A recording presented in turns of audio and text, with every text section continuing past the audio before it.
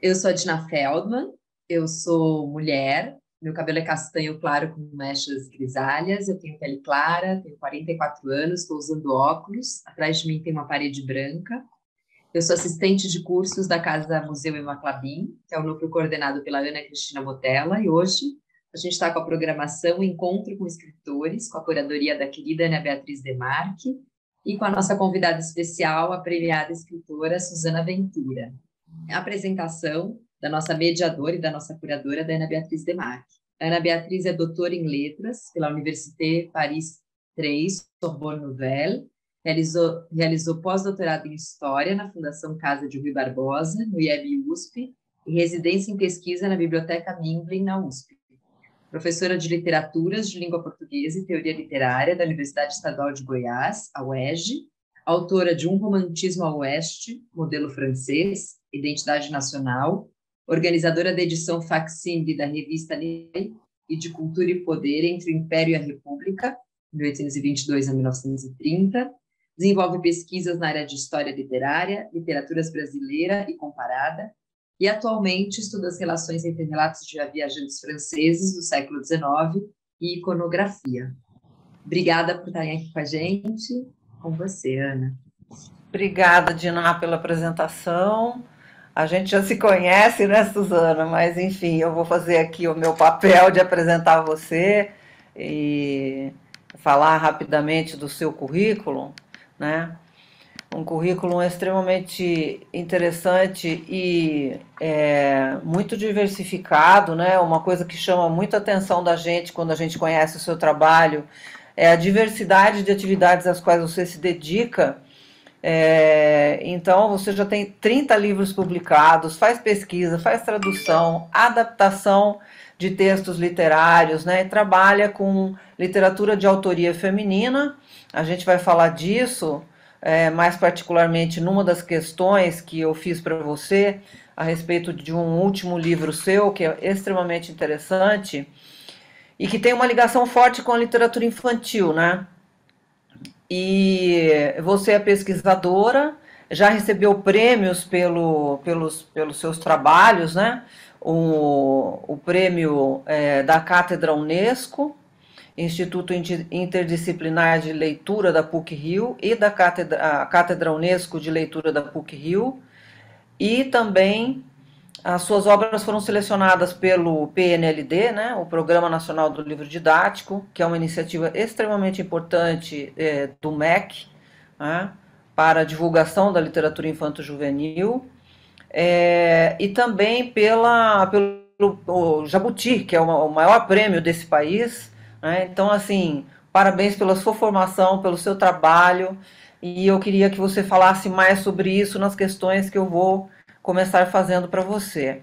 Mas antes, se você quiser falar uma boa noite, um oi para todo mundo, seja bem-vinda.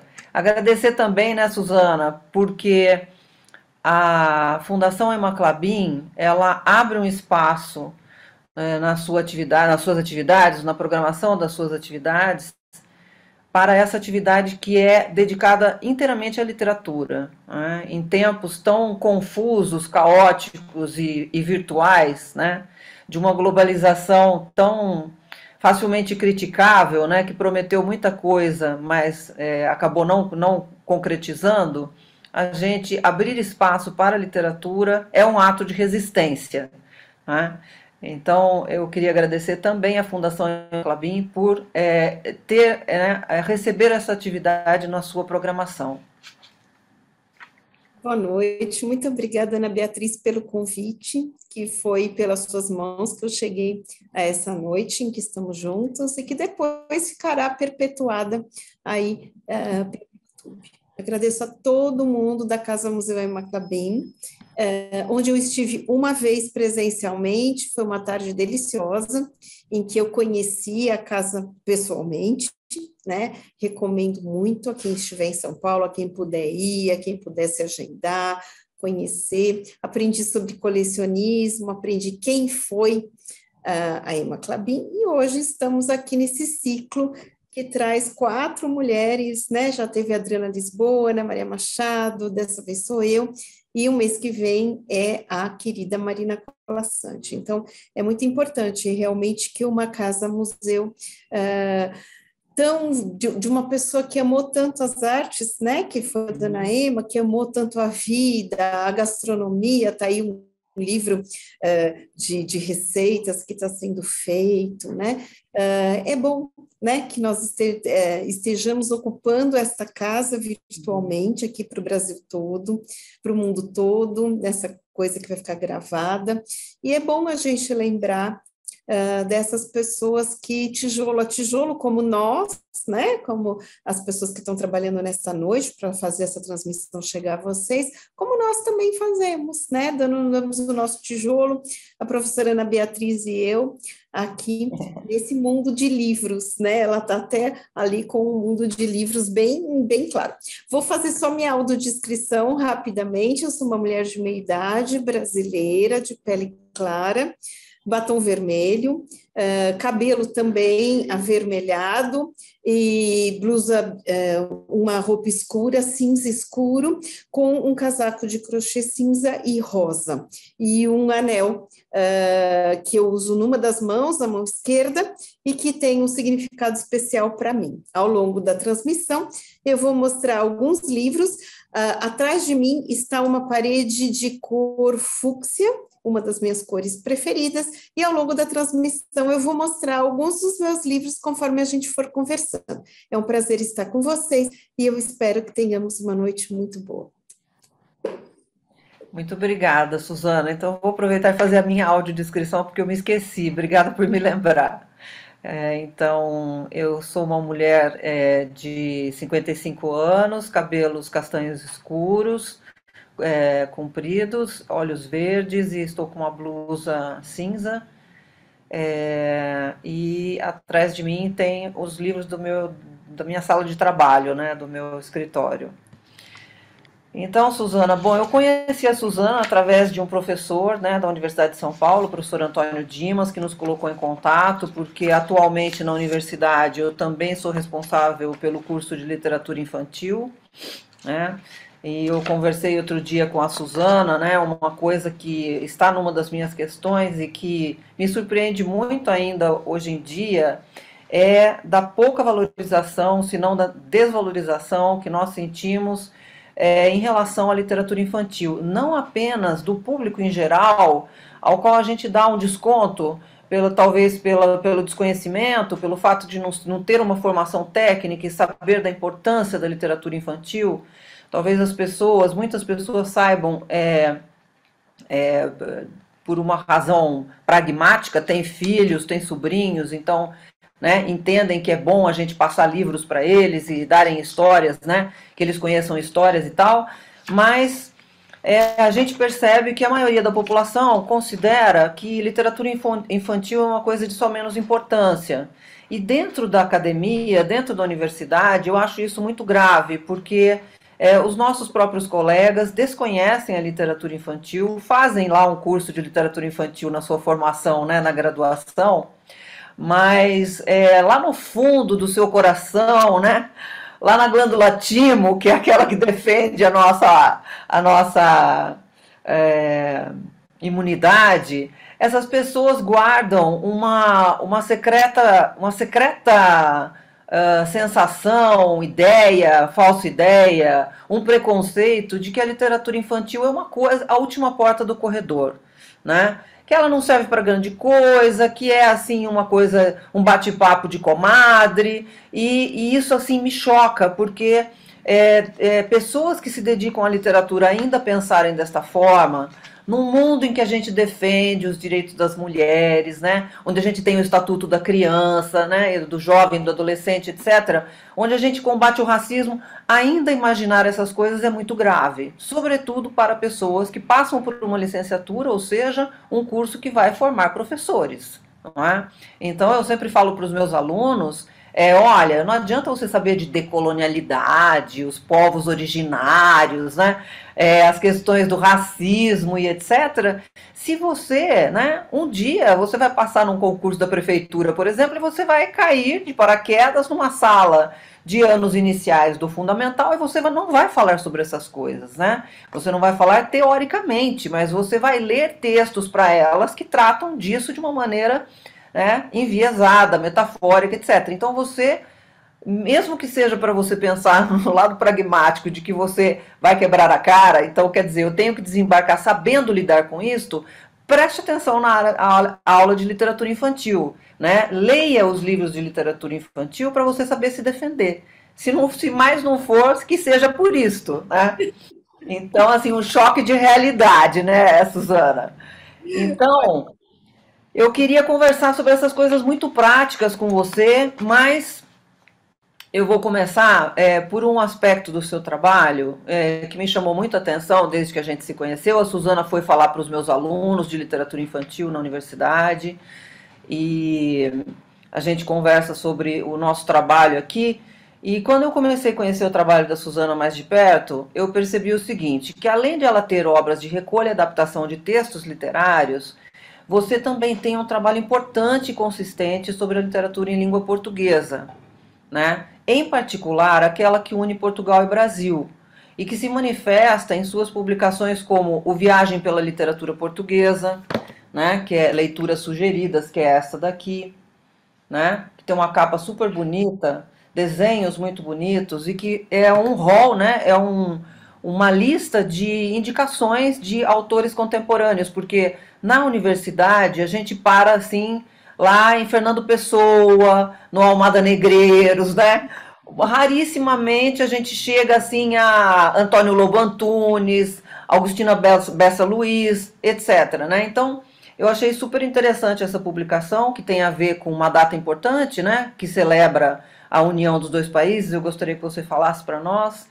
E também os contos mouriscos, a magia do Oriente nas histórias portuguesas. Eu, Fernando Pessoa, em quadrinhos, eu não vou mostrar todos, mas de onde vem o português, Convite à Navegação, uma conversa sobre literatura portuguesa. Então, eu gostaria que você comentasse como que você começou a se interessar por este aspecto da literatura, ou, visto por um outro prisma, por esta produção particular da língua portuguesa, que é o texto literário em língua portuguesa, porque a gente pode ver isso a partir de vários pontos de vista, né? Como que você chegou nisso, Suzana? Bom, eu cheguei nisso porque eu fui procurar uma pós-graduação, como tantos de nós, né? Como tantas pessoas da minha geração, que vão procurar uma universidade pública, né? Para acolher. Tenhamos nós estudados numa pública ou numa privada. No meu caso, eu fiz escola pública, depois eu fui para uma universidade privada, que era o que tinha na cidade em que eu vivia. Eu não tinha possibilidade de ir para uma cidade maior que tivesse universidade pública. A rede de universidades públicas era infinitamente menor do que ela é hoje, né? Onde era que você morava? Eu morava em Santos, São Paulo. Ah, em Santos. Eu morava em Santos. E aí o que acontece? Eu escolhi uma faculdade que me permitisse morar onde eu já morava, que era com os meus pais, aquela situação de chegar à universidade bem jovem, né? Uhum. E aí eu fiquei ali. E depois, como muitas pessoas da minha geração, eu procuro o quê? A universidade pública para fazer uma pós-graduação, no caso, a Universidade de São Paulo. Depois de alguns anos de trabalho como professora mesmo, né? E aí, o que acontece? Eu encontro a Universidade de São Paulo e a gente seguia pelos livros. Quando a gente mora fora do eixo, né, das principais capitais, a gente tem nos livros, quem gosta de estudar, um guia. Então, assim, eu olhava as pessoas que estavam com os nomes ali e reconhecia nas pessoas que estavam oferecendo cursos de pós-graduação os nomes que tinham lá nos livros da minha biblioteca, e foi assim que eu fui parar na Universidade de São Paulo, numa área de estudos chamada Estudos Comparados de Literaturas de Língua Portuguesa. Eu achei que eu tinha alguma quilometragem de leitura, que tinha a ver com o que eu gostava de ler, e mal sabia eu, né? Como sempre, a gente não sabe bem onde está entrando. E achei muito interessante que naquela época dizia assim, estudos comparados de literaturas de língua portuguesa, dois pontos, Brasil, Portugal, países africanos de língua portuguesa, Goa e Macau. Então, eu falei, é aqui mesmo, Tudo, né? né? Quem mais a gente pode fazer? E eu acabei caindo nessa área de estudos da universidade, em que o aluno podia fazer um percurso que ele desejasse. Eram outros tempos, tempos em que, inclusive, nós tínhamos mais tempo. Eu tenho, às vezes, um pouco de pena dos nossos alunos vivendo hoje nessa área, nessa época em que tudo tem que ser rápido, as pessoas querem fazer tudo rápido, a pressão para que você faça um curso superior rápido, uma pós-graduação rápida, que você conclua a cadeira, sabe, que você pense rápido, quase em velocidade de Instagram ou de TikTok, né? Mas, naquela época, quando eu fui fazer a minha pós-graduação, que eu comecei em 1997, a gente tinha tempo para pensar lá dentro, enquanto a gente estava fazendo os cursos. E o que acontece? Com o que eu me deparei? Eu me deparei com esse guarda-chuva que eu podia conhecer. E naquela época, pessoas que não eram conhecidas no Brasil, como Mia Couto, como José Saramago, que era conhecido num circuito literário universitário, a Lídia Jorge, a Teolinda Gerson, e muitos autores também de literatura para crianças e jovens. Por quê? Porque nesse guarda-chuva tinha uma professora bem especial, que era a professora Nelly Novaes Filho, aqui de São Paulo, né, que era uma pessoa que atuava em pelo menos duas grandes frentes. A literatura de autoria feminina, ela já falava sobre Clarice Lispector, sobre Lígia Teles e sobre outras escritoras que hoje a gente nem fala muito mais, né? Então, assim, essas escritoras, vamos dizer assim, a Edla Van Steen, ela fazia dicionários, era uma dicionarista, além de ela dicionarizava obras, autoras, autores, épocas, ela tinha uma grande vocação de organização. E foi ela que levou para dentro da universidade a seriedade dos estudos de literatura infantil, tanto para graduação quanto para pós. Então, o que acabou acontecendo? O aluno fazia o seu percurso, eu fiz o meu. Você podia ou não passar mais tempo estudando literatura para crianças e jovens. Eu passei bastante tempo, me apaixonei pela obra da Marina Colasanti, que vai estar conosco o mês que vem. Me apaixonei pela obra da Ana Maria Machado, que esteve conosco no mês passado. Fui conhecer, fui ouvir essas pessoas falarem. Como vocês hoje estão nos ouvindo pela internet, a gente usava o tempo que a gente tinha nas feiras literárias, bienais, oportunidades que um autor passava na cidade. Eu lembro que a quantidade de vezes, muitas, por exemplo, que a Lígia Fagundes Telles esteve em Santos, a Nélida Pinon, a própria Marina. Então, a gente passava, a gente ia, tinha alguma palestra, a gente ia ver, ouvir o escritor falar, porque também disso a gente faz um pouco de escolhas, né? Foi assim que eu fiz as minhas escolhas, e dentro das minhas escolhas, então, esteve a contemporaneidade no primeiro momento. Então, vamos dizer assim, que por uns 10 anos eu me interessei muito em estudar meus contemporâneos. Eu estudei o Silviano Santiago, o José Saramago, o Mia Couto, a Ana Maria Machado, e com esses 4 autores eu fiz o meu mestrado e o meu doutoramento. Quando eu estava fazendo doutorado, eu já fiquei interessada em apagar as fronteiras entre aquilo que era para criança e aquilo que era para adulto, porque, por exemplo, na obra da Ana Maria, eu via a mesma qualidade, as mesmas indagações, a mesma profundidade, tanto quando ela falava com jovens leitores, quanto quando ela, nos romances, falava com os adultos sobre questões muito profundas, muito sérias, sempre, né? Então, livros como, por exemplo, Abrindo Caminhos, da Ana, que é um livro dela e da Elizabeth Teixeira, que ele é tão incrível que eu me lembro que quando eu comprei, eu me lembro do lançamento dele, ele é um livro salvo erro, pela Editora Ática, e eu olhei e falei, meu Deus, um dia eu vou...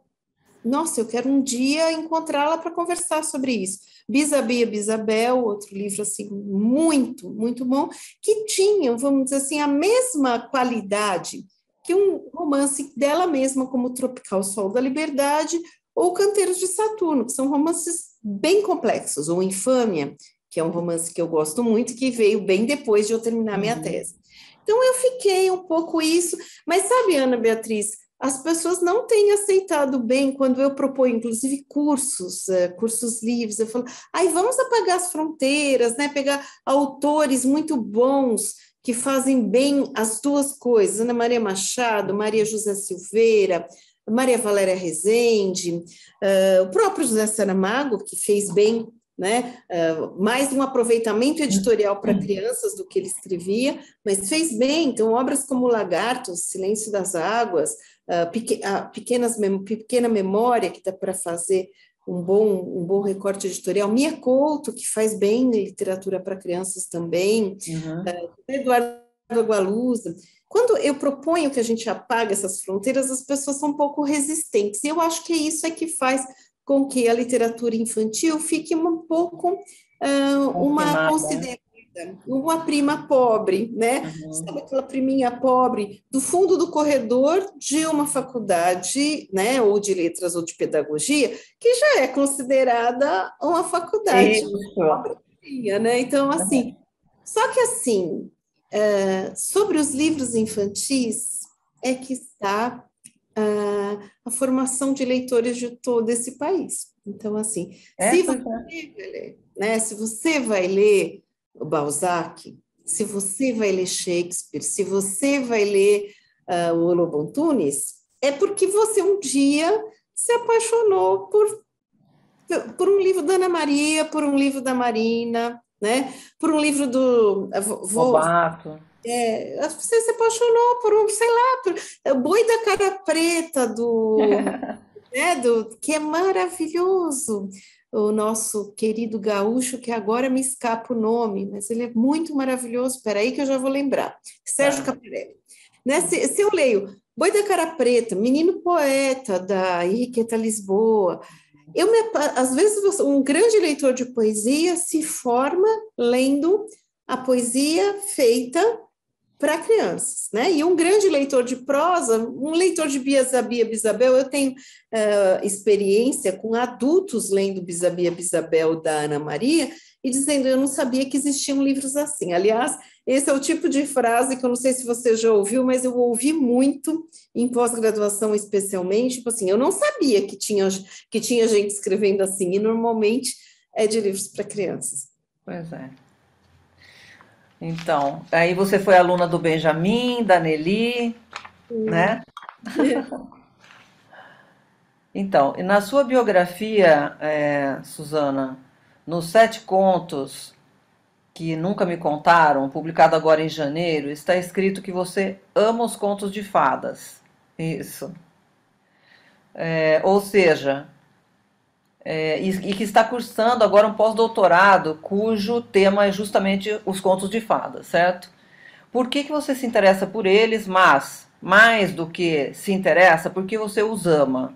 O que é um conto de fadas tem de específico ou de diferente de outros textos para crianças? Aí eu coloquei para você, eles são realmente para crianças, né? E o que o fazem, né? O que o faz tão especial, né? Claro que essa pergunta é uma pergunta retórica, porque a minha dissertação de mestrado foi sobre 5 versões de contos, né? E eu fiquei muito interessada quando eu encontrei esse seu livro, né? Dos contos mouriscos, porque eu trabalhei sobre 5 versões do conto Amor à Torta, que é um ciclo que é presente ali na Península Ibérica e que tem tudo a ver com essas questões que aparecem aqui na sua adaptação, que é a da Reconquista, né, da luta entre os cristãos e os mouros, né. Então eu trabalhei sobre recolhas de contos populares, né, as antologias, tanto em Portugal como no Brasil, e foi daí que eu entrei para o romantismo, porque este é um dos pilares do romantismo, que é justamente o trabalho com o material popular, né, das tradições populares.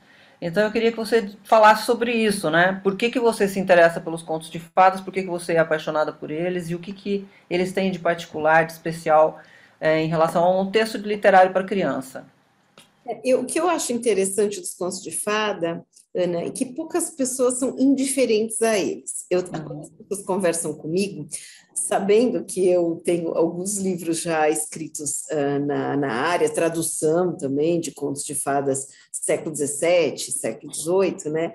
As pessoas falam assim, ai, sabe, eu não gosto. Nunca eu gostei. Quando eu era criança, eu não gostava. Ou então, assim, eu amo apaixonadamente. Então, assim, é um material, digamos assim, que ninguém fica indiferente a ele. Né? E que a gente só visita, é um pouco como aquele que você estava falando no seu preâmbulo. A literatura para a infância, a gente vive a literatura enquanto a gente é criança, né?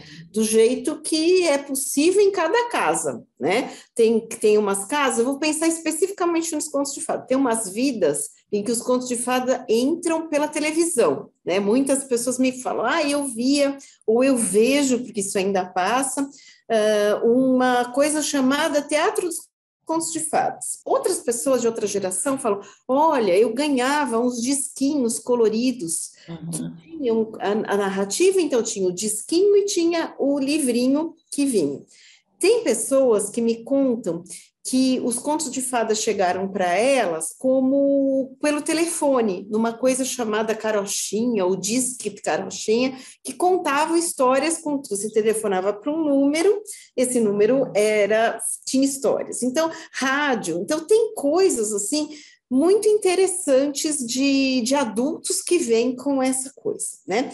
Poucas dessas pessoas me dizem que tinham livros, né? Não, tinha um livro maravilhoso, ou tinha um livro que me deram, ou um livro com uma história. É menos isso, mas todo mundo tem uma história com isso. E respondendo a sua questão de se os contos de fadas são para crianças, a gente tem a composição da literatura infantil feita, num primeiro momento, por apropriações de coisas que não eram originalmente escritas para criança. Porque a nossa ideia sobre o que é uma criança e sobre a infância como um período especial da vida, que demanda cuidado, que demanda um ensinamento, uma educação, roupas, vivências, isso vem de muito depois, né? Isso se implanta socialmente para a gente a partir da Europa e a partir do século XVIII. Acho que os povos originários estavam bem mais avançados, porque sempre consideraram comunitariamente de uma outra maneira. Mas a gente que, vamos dizer assim, em termos de educação e em termos dessa porção de livros que compõem a nossa vida, a maior parte delas e os nossos modelos educacionais, eles partiram de uma educação que tinha literatura. E essa literatura para criança, grande parte dela, ela é apropriada de histórias que não eram exatamente para crianças. Então, vamos pensar histórias bíblicas, histórias da mitologia greco-latina, ciclo arturiano, o ciclo de Carlos Magno, entre essas coisas, depois, assim, as adaptações das narrativas, as grandes narrativas que eu podia ter, adaptações de episódios da Ilíada e da Odisseia, adaptações de grandes narrativas como Moby Dick, Robinson Crusoe, Viagens de Gulliver, nada disso foi escrito pensando numa criança em particular.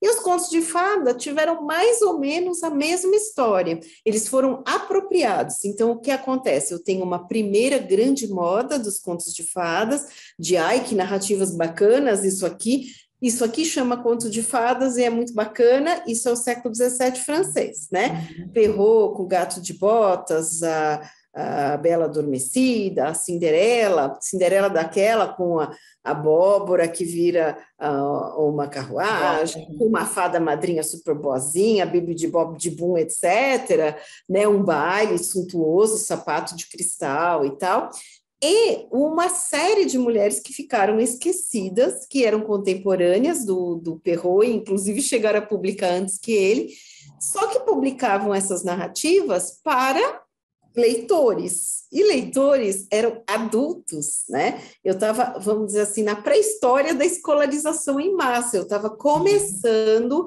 num contexto europeu, escolarização em massa, e criando ao mesmo tempo o material enquanto vamos dizer assim, enquanto a carroça andava, eu criava. Um pouco da situação que os nossos professores que talvez estejam nos ouvindo estão acostumados. Às vezes aparecem umas coisas, vai criando os materiais conforme a coisa vai andando. E é disso. Então, assim, os contos de fada, originalmente, eles não eram para crianças, eles eram para leitores. Esses leitores, em geral, eram adultos, né? Depois eu vou ter um segundo momento de grande... então, esse primeiro momento é no século XIX, XVII francês, na transição do 17 para o 18. No 18, eu tenho a autora de A Bela e a Fera, da versão mais conhecida, que é Madame de Beaumont.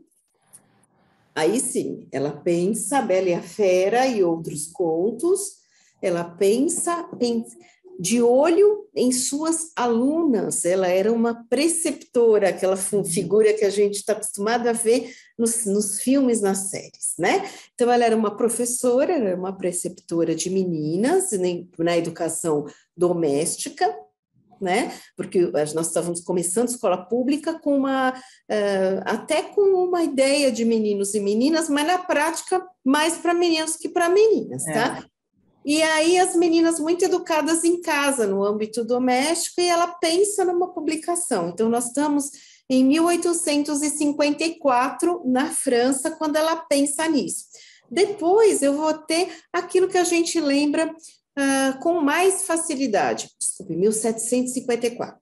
Depois eu vou ter aquilo que a gente lembra com mais facilidade, que é a origem de quase tudo que a gente pensa que é conto de fadas. 1812, na Alemanha, 2 irmãos bibliotecários, filólogos, entendedores de cultura, criam os quê? Os contos para a família e para o lar, que são os contos dos irmãos Grimm, né? A partir daí, nesse segundo momento de febre dos contos de fadas, eu tenho uma coisa de que todo mundo começa a querer fazer um trabalho como o deles. O trabalho dos Grimm foi notável, né? Estava ligado à ascensão dos movimentos nacionalistas, né? Então, eles queriam saber que os contos fossem tipicamente alemães, o que um conto tem de alemão. E isso fez com que muitas pessoas pelo mundo, a partir do século XIX, que eu já tinha conceito de infância, no começo, né, como vocês sabem, os irmãos Grimm pensaram que os contos eram para todos, né, que a alta intelectualidade ia abraçar os contos. Quando eles perceberam, eles que eram pessoas que precisavam pagar contas, eram pessoas que ajudavam, eram rimos de família, eles perceberam que aquilo foi abraçado pelas famílias para a criança, eles foram remodelando, né, e tirando, né, foi aí que a Rapunzel, por exemplo, que na primeira versão estava explicitamente grávida, na segunda versão ela não está tão grávida assim, né, ela já está assim, aparecem aqueles gêmeos ali meio de lateral, né, na primeira publicação ela falava assim, ela falava para a bruxa lá que tomava conta da torre. Nossa, minha roupinha está tão apertada, antes do príncipe ficar me visitando, não estava apertada assim, né? Na versão, gente, isso desaparece e a Rapunzel aparece depois lá no deserto, ela dá a luz a gêmeos, né? E aí vem aquela percepção que a Ana Beatriz estava falando, a gente quando revisita isso depois de adulto, muita gente fala assim, meu Deus, eu não reparava, Rapunzel era meu conto preferido, mas eu só me liguei no cabelo, nas tranças, e depois nela, o príncipe vagando, ele se achando, eu nunca reparei que a Rapunzel teve filhos, a habilidade dos irmãos Grimm, né? Então, assim, não era para criança, fica para criança, por que eu amo? Olha, eu acabei me reaproximando dos contos de fada por uma circunstância muito pessoal, que tem a ver com a nossa próxima convidada aqui da Casa Museu, que vai estar conversando com a Ana Beatriz. Eu estava fazendo doutorado e fui a um encontro em Minas Gerais para encontrar escritores africanos de língua portuguesa, Ana Paula Tavares, o Meia Couto, a Gualusa, que iam participar de mesas, né? Eu fui fazer uma entrevista com a Ana Paula também, e aí o que acontece? A Marina Colasanti ia fazer uma fala na Biblioteca Infantil de Belo Horizonte, que é um lugar incrivelmente maravilhoso também, E eu fui assisti-la falar, e achei tão interessante, comprei um livro dela, da LPM, chamado Um Espinho de Marfim. E meses depois comecei a ler, é um livro muito interessante que tem uma antologia de contos para adultos e de contos de fadas. Falei, que interessante.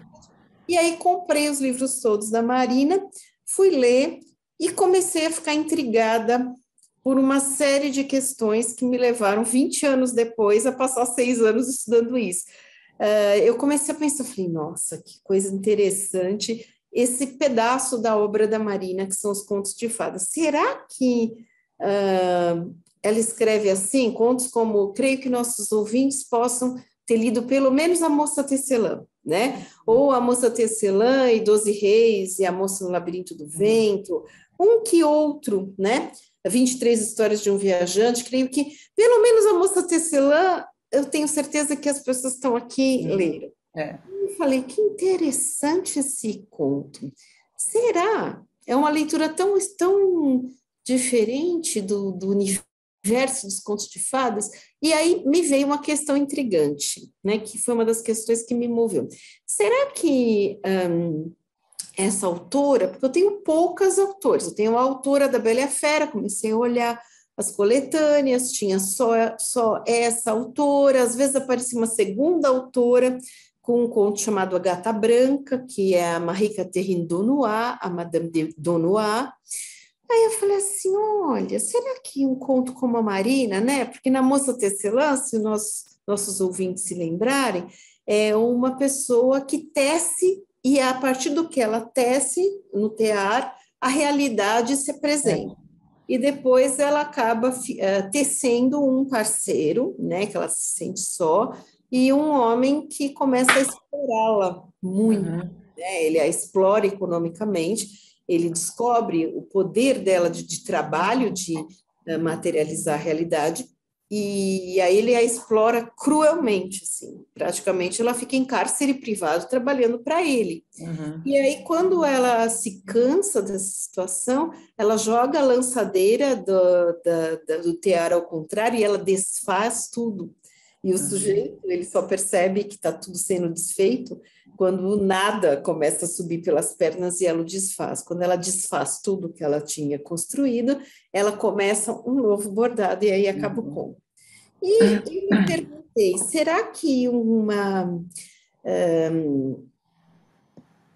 visão como essa é possível, porque a Marina Colasanti é uma mulher nascida no século XX?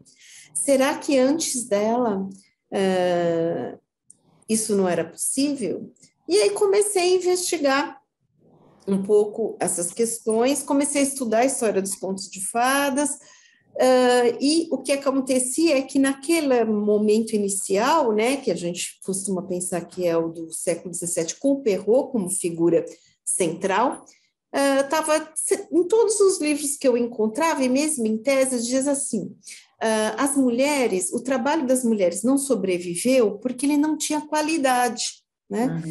Só que eu não achava publicações, porque eu falei, então eu quero ler por mim mesmo. A autora da Bela e a Fera também era mencionado que ela tinha outros trabalhos, outros contos, e eu não achava para ler, e achava pouquíssima coisa. Então eu fui juntando para tentar responder essa questão. E aí eu acabei passando um número grande de tempo, né, de anos, estudando isso, publicando e agora fechando realmente uma pesquisa pós-doutoral sobre isso, para descobrir o seguinte, o trabalho das mulheres tinha bastante qualidade, eu tive muitas autoras boas do século XVII até o século XX e até o século XXI, mas houve no cânone, né, um privilégio do trabalho masculino, então o trabalho das mulheres autoras ficou assim um pouco relegado. Então, assim, não era para criança, foi apropriado para criança, é uma parte importante da vida de muitos leitores e muitas leitoras, ou profundamente rejeitado ou profundamente amado, e é isso. A minha história com os contos de fada é essa. Certo. Suzana, quando a gente se aproxima da literatura para crianças, quando a gente lê esse material e lê com os nossos olhos, ou seja, com os olhos de leitores especialistas, né, do ponto de vista teórico, a gente percebe que o que se produz no Brasil é de muito boa qualidade. E surge um paradoxo, para quem conhece a realidade brasileira, né? Como é possível termos tão bons escritores que escrevam livros tão bem construídos sobre temas importantes para a formação das nossas crianças, né? E termos uma educação tão ruim e alunos com um desempenho tão baixo? Para onde vai essa preciosidade? Ela não chega às mãos de quem mais precisa, ou seja, das crianças das escolas públicas, e por quê? É uma coisa, né? Nossa literatura para criança e jovem é uma das melhores do mundo, né? Que o digam, por exemplo, a gente sempre acaba se calibrando um pouco pelos prêmios, se medindo um pouco pelos prêmios, né? Aquele que é considerado o Nobel da literatura infantil, poucos países têm vários ganhadores, que é o prêmio Hans Christian Andersen, Uhum.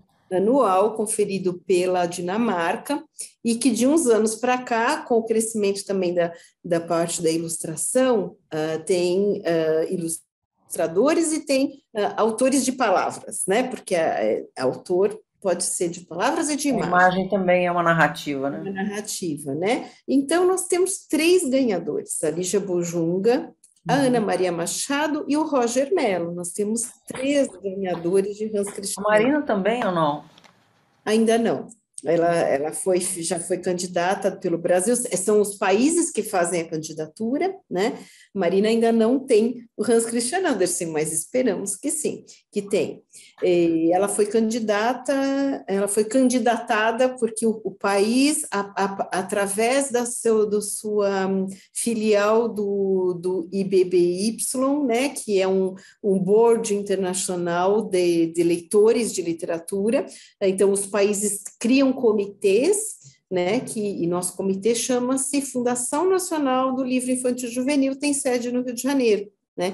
Existe há vários anos. Aí, os países preparam, através dessas organizações, dessas fundações, uma candidatura, né, que é como uma candidatura a outras questões eletivas. Eles explicam tudo, traduzem, explicam o que a pessoa faz, qual é a sua abrangência social, o que tem nos livros, traduz, mostra os livros, mostra a qualidade gráfica.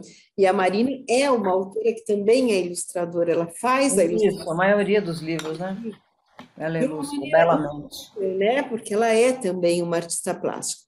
E o que acontece? Nós temos um prêmio Alma, que é um prêmio da Astrid Lindgren, né? A autora de Pipi Meia Longa, tem na Suécia uma associação que dá esta distinção, que é uma distinção muito especial, e poucos autores no mundo a têm, e a Lígia Bojunga tem.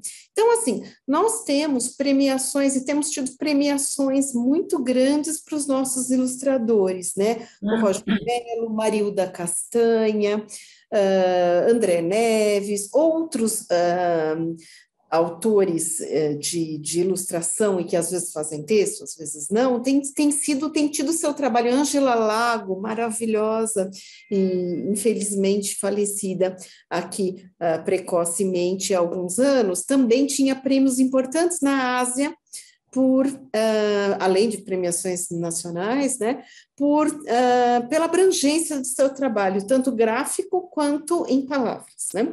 E o que a gente tem? Essa diferença.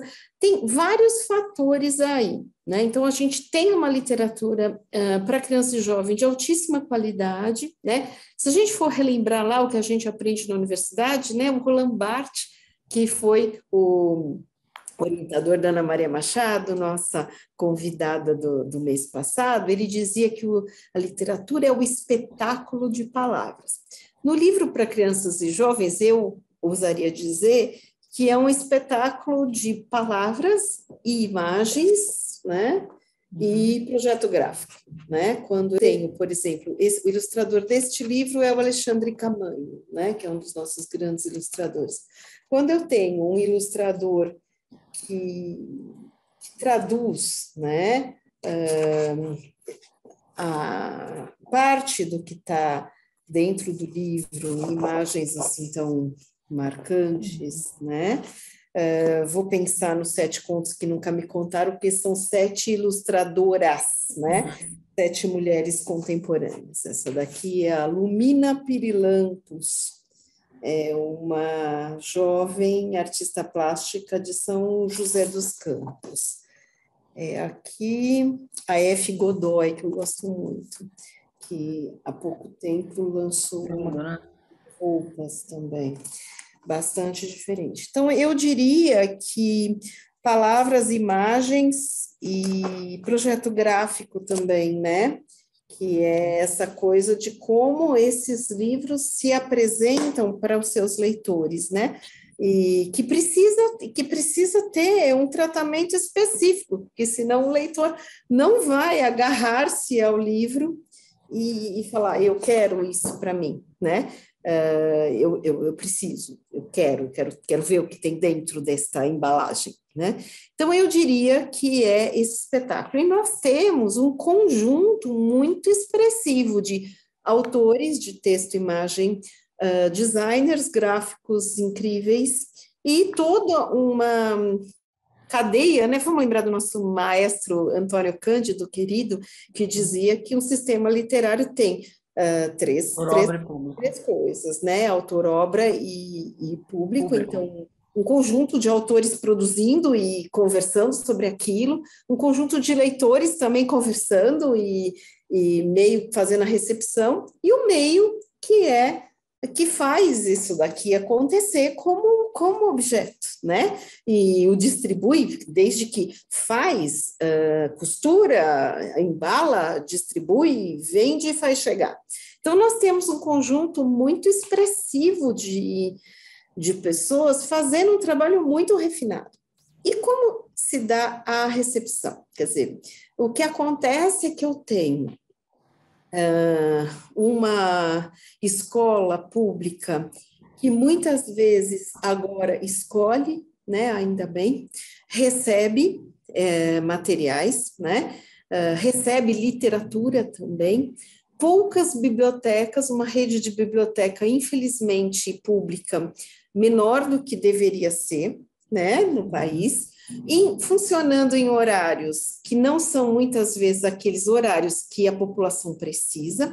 Nós sabemos que os países que conseguiram fazer a população se tornar mais leitora têm um sistema de bibliotecas muito mais, com horários muito mais elásticos, muito mais abrangentes, e com um sistema de acolhimento de toda a população, que faz com que essa biblioteca seja o centro da vida, um dos centros da vida da comunidade, né? E a gente tem tão poucos centros assim, né? Então, estamos com lei de biblioteca escolar, que era para que todas as escolas públicas tivessem biblioteca escolar até 2020, não foi cumprido.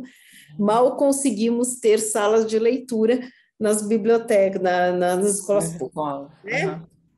Bibliotecas públicas, municipais e estaduais, que nem sempre estão atualizadas e recebendo recursos como deveriam, né? E temos, então, um déficit de livrarias muito grande no país também. Nós temos poucas livrarias, temos livrarias em grandes cidades e olhe lá.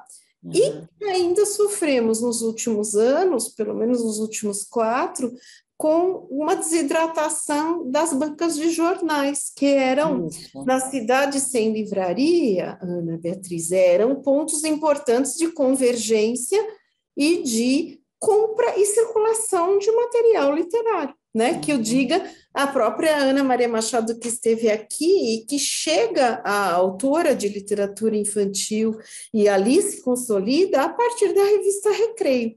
Então, assim, é um país difícil, de dimensões continentais, com pessoas produzindo, com essa produção não suficientemente apreciada nem lida, a gente precisa se tornar mais leitor. E eu tenho a impressão, né, avançando, eu acho que são questões complexas.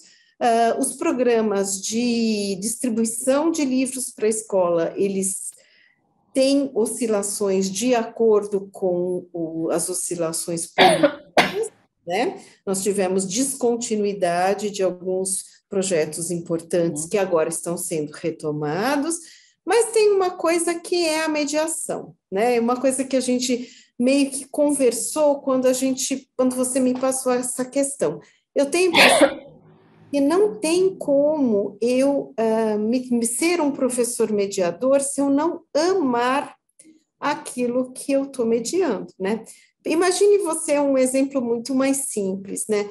Eu vou ser, Suzana, uma mediadora de gastronomia, eu vou falar sobre comida. E vamos supor que eu seja uma pessoa que coma pouquíssimas coisas, não gosta de experimentar nada. Então, assim, se eu não tenho essa amplitude, né, se eu for uma pessoa que come sanduíche só por gosto, né, não estamos falando de pessoas que não podem comer, estamos falando de que a Suzana poderia ser uma pessoa que por escolha mesmo, não quero, gosto mesmo do meu hambúrguer ou do meu arrozinho, feijão e bife, e aí tenho eu que ser para os meus alunos uma mediadora de gastronomia mundial, abrangendo várias coisas. O que vai acontecer? Se eu amar os meus alunos, e a maior parte dos nossos professores do país é uma maravilha, fazem coisas maravilhosas. É verdade, fazem milagre. Eles fazem coisas, assim, muito boas, né? Emocionantes, me causam emoções muito positivas sempre. E muitas vezes eu tive a oportunidade de andar bastante pelo Brasil antes da pandemia e de ir conversar com pessoas por causa de livros, e muitos professores me passavam assim, eu não tive oportunidade de ler livros como esses, mas quando chegam as caixas, sejam elas por compra municipal, estadual ou federal, eu estudo, eu me esforço, porque os meus alunos vão ter aquilo que eu não tive. Mas esse esforço que parte muito mais desse corpo de professores tão entusiasmado que nós temos e tão massacrado também, né, não é o suficiente, né? O professor, eu creio que ele não tenha tempo para se apaixonar também, né? Ou dedicar-se também à leitura. Então, às vezes ele faz assim por idealismo, ele se torna um mediador de leitura por idealismo, mas ele não tem tempo para si, para falar, os livros fazem parte da minha vida. Então, eu tenho a impressão, Ana Beatriz, que a gente precisa fazer os livros fazerem parte da vida das pessoas, né?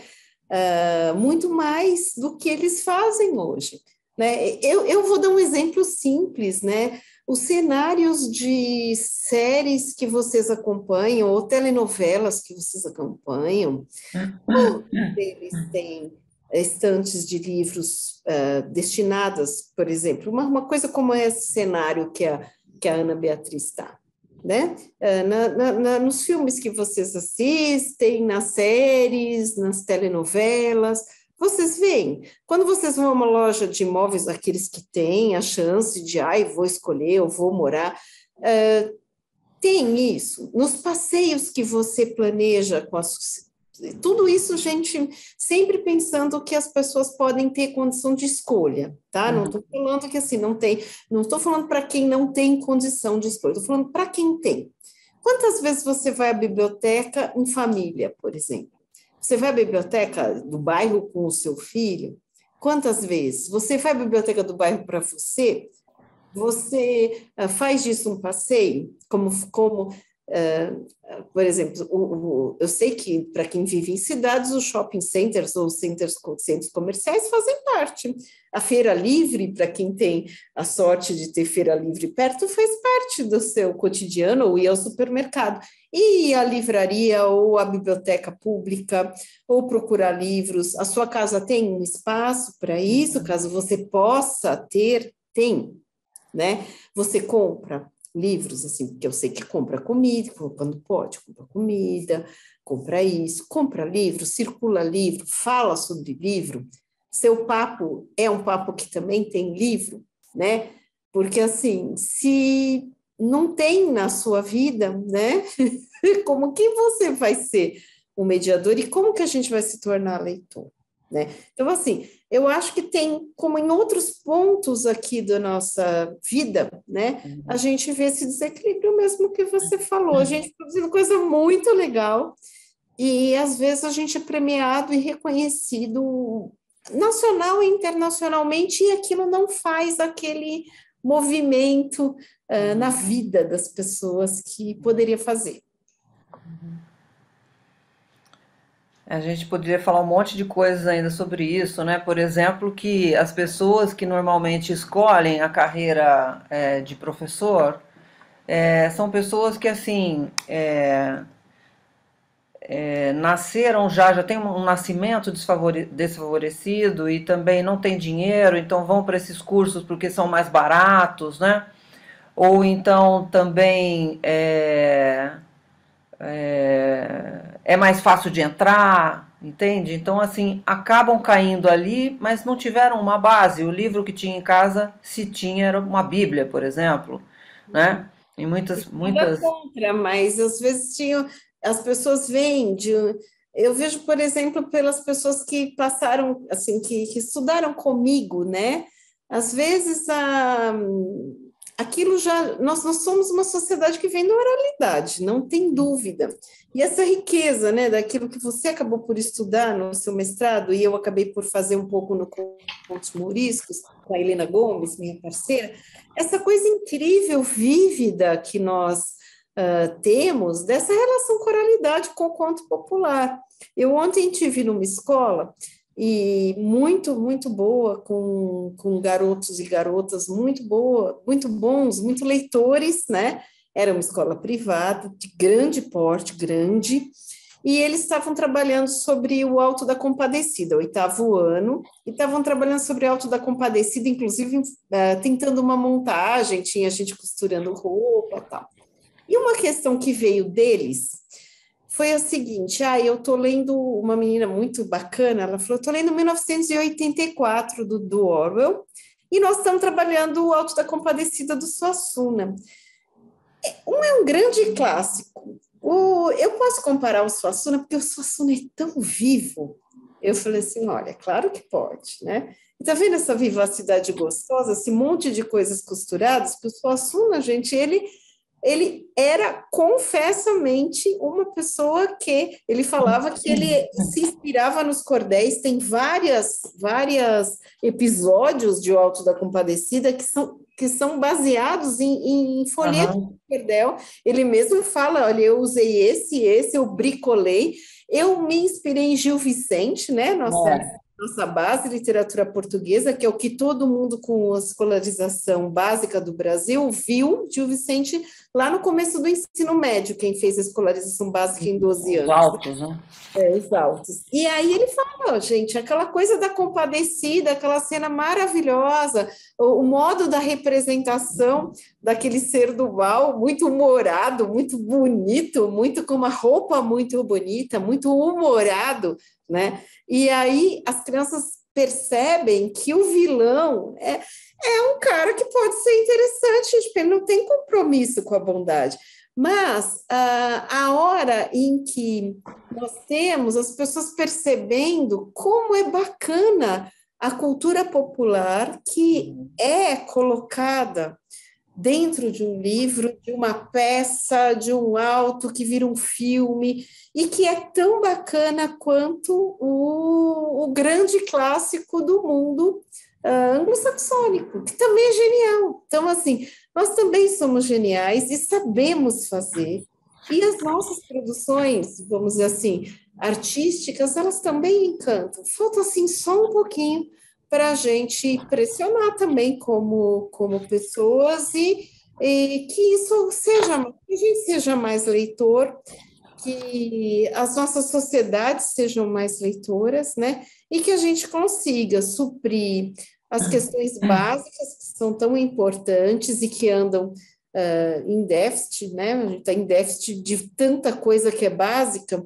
e depois a gente vai para essa coisa. Estou lembrando muito do Antônio Cândido com o direito à literatura, né? Sim. É fácil a gente entender que todo mundo precisa de agasalho, lugar bom para morar, comida e tal. Quando a gente chega na arte, né, e aí a literatura está lá dentro, e os livros estão lá dentro, já fica mais complicado, porque aí tem gente que vai questionar, mas precisa ter livro, ai, mas... E que vamos assim, né? Precisa Literatura elitista, mesmo. né? É uma coisa assim, precisa ter, sim, então, precisa custar tão caro, né?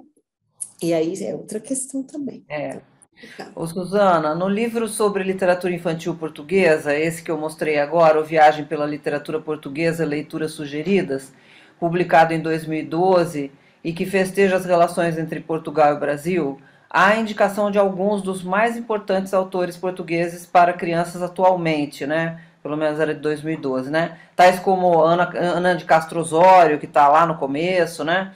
O José Jorge Letria, é Letria, né? Que fala, né? É. Alice Vieira, dentre outros. Você vê diferenças entre a produção portuguesa e a brasileira, por exemplo, quanto à escolha de temas, o interesse por certos assuntos, devido a uma organização social muito diversa da nossa ou não? Como é a relação entre escritor, literatura, professor e crianças lá e aqui? Olha, eu acabei fazendo esse trabalho que agora teve uma atualização, né? A Uhum. atualização pode ser baixada pela internet lá no site da editora Peirópolis. A gente fez agora para essa Bienal agora de 2022, a gente fez uma publicação para quem foi lá, né? Tem até uma arvorezinha aqui com todos os países que falam português. A gente fez uma renovação dessa publicação e ela está lá no site para ser baixada. Quem foi à Bienal pegou o livrinho. Então, essa composição de catálogo que eu fiz em Pirópolis mostra a riqueza dessa literatura da qual nós somos, vamos Herdeiros, assim, né? como dizia o próprio Antônio Cândido, né? Nós somos um ramo da literatura portuguesa, como a literatura angolana é um ramo também, a literatura moçambicana, cabo-verdiana, de São Tomé e Príncipe, né? Porque nós, vamos dizer assim, herdamos a língua, né? E a modificamos, né? O Luandino Vieira, o nosso escritor angolano maravilhoso, autor de Luanda, entre outros livros que podem ser lidos aqui no Brasil, ele nos diz que a língua para um colonizado é um troféu de guerra, que a gente pega e transforma, que é um pouco o que o Guimarães Rosa fez, o que o Miyakoto faz, essa língua viagem, né, que essa questão. Sim, nós temos, então, uma maneira já socialmente, né, entre Portugal e aqui, um modo diferente de se relacionar com as questões da escrita, né? Então, assim, em termos de como a sociedade lida com o livro, né? Da valorização, né? Da valorização da escola, por exemplo, que é maior lá nesse momento do que aqui. E Portugal conseguiu dar um salto muito difícil, porque quando Portugal passou a maior parte do século XX vivenciando uma ditadura que foi Né? nada menos do que feroz, Até né? 75, né?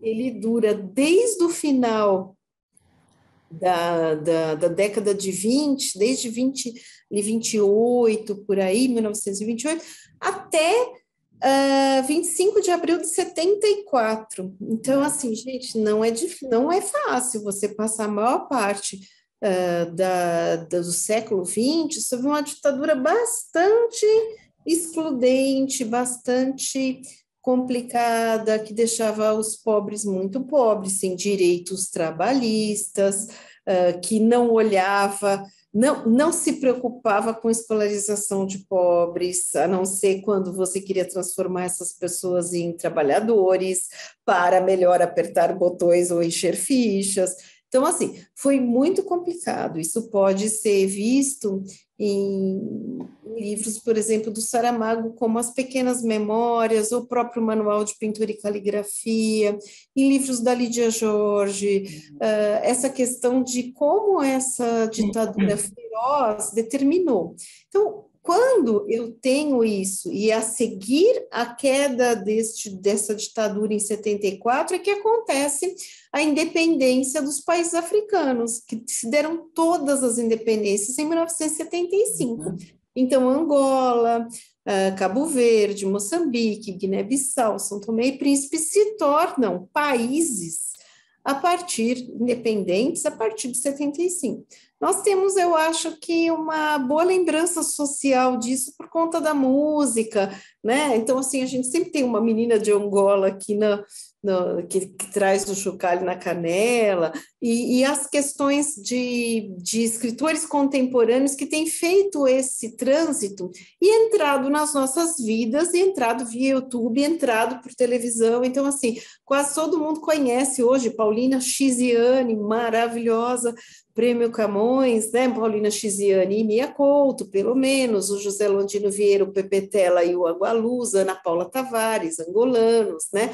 Pessoas que frequentam o Brasil e que estão nos nossos meios de comunicação, vez por outra, agora a Djaimília Ribeiro, né? Também uma descendente de angolanos que vive em Portugal. Mas, veja bem, Portugal, então, ele herdou um déficit muito complicado. Eu tinha, no norte, em lugares mais pobres, eu tinha uma quantia, por exemplo, de mulheres analfabetas que chegava a porcentagens que beiram o absurdo, beiram a coisa como 90%, em algumas regiões do norte, 90% de mulheres analfabetas, né? A própria aldeia dos meus familiares, que fica bem no meio do país, na beira, a aldeia da minha família fica entre Coimbra e Aveiro, ela é uma aldeia equidistante, onde passa passa a artéria principal de ferrovia. A quantia de pessoas que não eram alfabetizadas tinham seu pedacinho de terra, criavam lá, tinham sua criação, vendiam para as pessoas, tinham sua plantação, faziam seu azeite, faziam às vezes o seu vinho, tinham o comércio e não sabiam ler nem escrever. Então, assim, coisas que eu mesma vi, né, das pessoas assim, não, a dona fulana não tem a propriedade, não sabe escrever, só o filho que foi à escola, o neto que foi à escola. Então, em 75, quando Portugal tem, 74, 75, quando tem na mão essa liberdade, e as colônias, ex-colônias também, inclusive com migração, né, imigração para dentro de Portugal, o problema a ser resolvido, gente, era imenso, né? E, no entanto, essa volta foi dada bastante bem, bastante resolvida, e eu tenho, então, uma produção e eu vou falar uma palavra que eu não gosto, um aproveitamento escolar e uma literacia, né, que é uma palavra que entrou aqui, vamos dizer assim, abraçada, né, recentemente abraçada a partir de Portugal, que é esta capacidade leitora, né, não sei muito, não estou muito convencida de que devemos abraçar, assim, com tanta, assim, serve para ele, serve para nós, não sei se serve, tá? Mas o que acontece? A capacidade, a acuidade leitora tá bem maior, né? Eu vou a várias escolas públicas lá, visito as crianças, a gente leva livros, leva autores, às vezes, tivemos projetos importantes que depois foram descontinuados, mas durante alguns anos tivemos até mais ou menos 2018, eu fui anualmente, e a gente tinha muitos eventos em escola. Então, assim, a capacidade leitora das crianças é muito grande, as bibliotecas são muito fortes, né? Mas, por outro lado, eu não tenho um sistema de compra e distribuição de livros como eu tenho aqui, nem o didático, nem o literário. Eu não tenho isso que eu tenho aqui. Então, assim, são pesos e medidas diferentes. Eu também não sei, nós não podemos comparar em termos numéricos, a gente tem uma população imensa, é uma coisa que nós temos praticamente 20 vezes a população. São Paulo é o dobro do país inteiro. Mas é uma boa questão. Então, o que que nós temos aqui em termos de riqueza para crianças e jovens? Uma grande riqueza também. Pessoas fazendo livros muito bons, né? Pessoas lidando com a linguagem de um jeito muito bom, e de algo como 10 anos para cá também, com um desenvolvimento muito grande da parte gráfica também, né? E livros aqui que hoje no Brasil são amados, como os livros da Planeta Tangerina, de editoras como Orfeu Mini, livros que estão nas nossas prateleiras também, alguns deles aqui, né? Vou pensar em livros como Enquanto Meu Cabelo Crescia, que é um livro para crianças sobre aquela coisa que toda criança já passou, o dia que cortaram seu cabelo demais ou de um jeito que ficou um desastre, né? Não tem criança, menino ou menina, que não tenha passado por isso, e que é um mote. Ou esse livro que é lindo, da Alice Vieira, que eu me apaixonei por ele e consegui apresentá-lo à editora, e que é uma coisa assim, absolutamente de derreter o coração, que é o Meia Hora para Mudar. Deixa eu ver se é para mudar a minha vida, se é para mudar a sua vida. Meia Hora para Mudar a Minha Vida, que é um livro da Alice Vieira, que aqui no Brasil recebeu uma capa da Ana Cunha, que cruza Gil Vicente de novo, né? Que a gente acabou de trazer ele por causa do Suassuna, e que é uma coisa que todo mundo conhece, porque todo mundo frequentou a escolarização básica, com uma canção da Adriana Calcanhoto. E ela consegue cruzar isso de um jeito tão maravilhoso. Eu lembro quando eu uma vez encontrei a Adriana Calcanhoto e falei assim: olha, eu estou conseguindo indicar um livro para publicação aqui e tal, e ele é tão legal e é tão bonito, e fala da tua função, né? Então, assim, são coisas diferentes, né? Mas eu acho o seguinte: hoje é hora de a gente está num momento de somar, de se conhecer, né?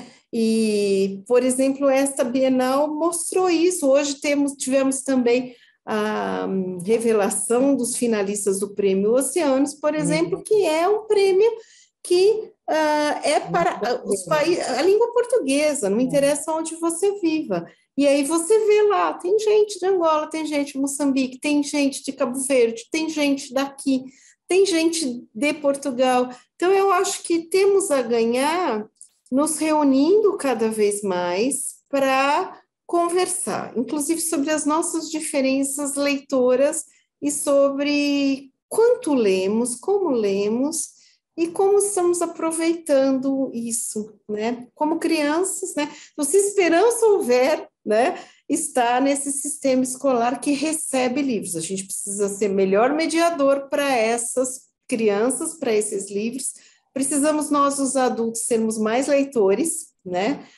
Achar aquilo que nos fala ao coração, né? O que você gosta de ler? Se achar como leitor, vai te tornar um mediador melhor também. Tem cada briga naquele acordo ortográfico, né? Meu Deus, aquilo é uma coisa. Aquilo é assim, uma briga de família, né? Olha, Ô, pior Suzana, que briga de família. os contos de fadas têm temas constantes, quais são eles e por quê? Eles Já têm, falou um pouco, né? Mas não, eles falam sobre o percurso de uma vida humana, né?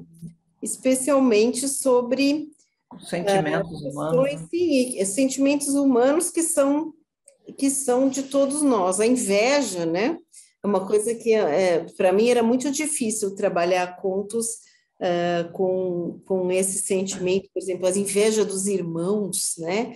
Uns com os outros, né? Invejas destrutivas, terríveis, que causavam coisas terríveis, que aparecem nos Grimm, né? Vão aparecer em contos portugueses muito, né? As irmãs que malvadas, porque uma delas se casa bem, né? Então, assim, são questões, ficar órfão cedo, perder pai, perder mãe, perder o pai ou a mãe, se casar com uma pessoa muito má, e não perceber que essa pessoa está te maltratando. São temas assim, tipo, meu Deus, como é que esse pai não percebe que a mulher se tornou uma madrasta horrível para sua filha? São grandes provações, né? questões assim, ser muito feio e não ser aceito, ser muito frágil e não conseguir, né? E na maior parte das vezes, o frágil consegue se tornar forte. A ajuda acontece de onde você não espera. Vamos pensar na Cinderela dos Grimm, não O da patinho Cinderela que feio, né? você vê, né? Dos Grimm, ela perde a mãe, ela chora amargamente. Todo dia ela vai lá chorar no túmulo da mãe. Das lágrimas, ela rega o túmulo da mãe com as lágrimas, das lágrimas dela brota uma árvore. Dessa árvore é que vem umas flores, os passarinhos, né? Lembra dos passarinhos da Disney? E quando ela precisa ir ao baile, são esses passarinhos aí que vão trazer um vestido para ela nos Grimm. Então, assim, com as lágrimas do meu sofrimento, eu crio o quê? O futuro, né? E aí os castigos também, gente, a parte que também a gente gosta, né? Vamos confessar. Os castigos terríveis para os malvados, né? O da Moura Torta é castigo terrível. É assim, é ser rolada num barril, morro abaixo, é ter os seus ossos transformados numa escada, para todo mundo lembrar, entendeu? Se não só é morto, como seus ossos viram uma escadinha. Já pensou seus ossos virarem uma escadinha, se você for malvado? Ser jogado no fogo, né? Ser condenado a ter seu coração arrancado. Então, assim, os malvados, gente, são realmente punidos. É muito bom, né? É um sentimento também catártico. Então, há coisas, assim, que são recorrentes na maior parte deles.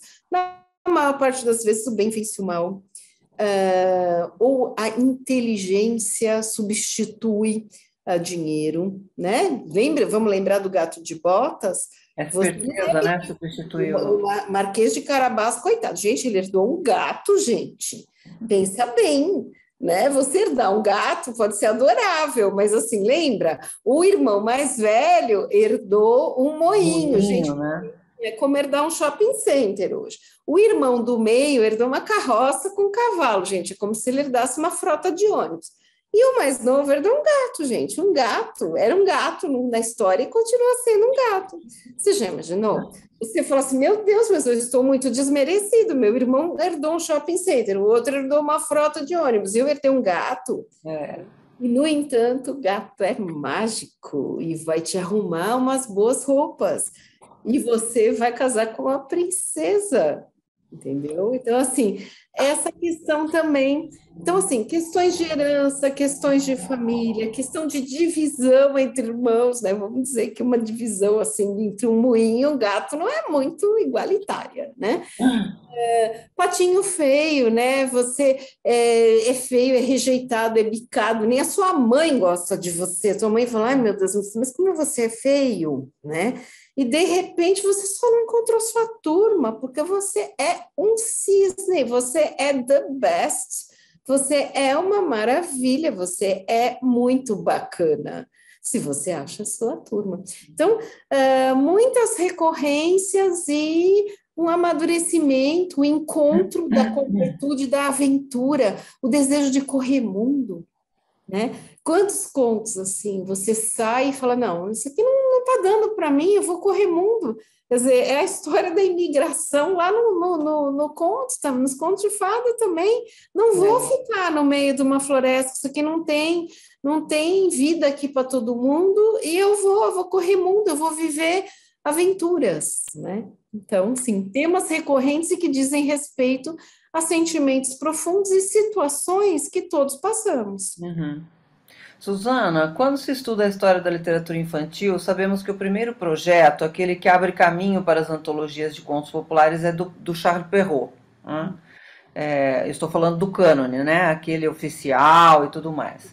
No século XVII, com o seu Contos da Mamãe Gansa. O seu objetivo naquele momento é o de recolher um material que provasse qualidade igual ao material clássico, né? É o que entrou para a historiografia literária como a querela dos antigos e dos modernos, né? Posteriormente, já no século XIX, é dos Grimm, na Alemanha, o material mais divulgado até hoje entre os leitores estudiosos dos contos. Quais são as coletâneas mais importantes em língua portuguesa e por que elas são menos populares entre nós do que as de Perrault e dos Grimm? Porque, na verdade, a nossa língua, né? Nós deveríamos ter mais conhecimento das coletâneas feitas em português. Também, né? Então, mas olha, o que acontece é que a história das edições também, Ana, é a história do que os editores precisam vender aquilo que eles fazem, então eles vão pelo certo, né? Então, assim, existe muito a repetição aqui daquilo que dá certo fora, para começo de conversa. Então, assim, se eu tenho Perrault consagrado, Grimm consagrado, na contemporaneidade eu tenho uma coletânea, um teórico consagrado agora, sei lá, Maria Tatar, a Marino Warner assinando Jacques Zipes, assinando uma coletânea, eu vou no certo, porque eu vou precisar vender esse livro, né? Então, as edições repetem tendências, né? Repetem a moda.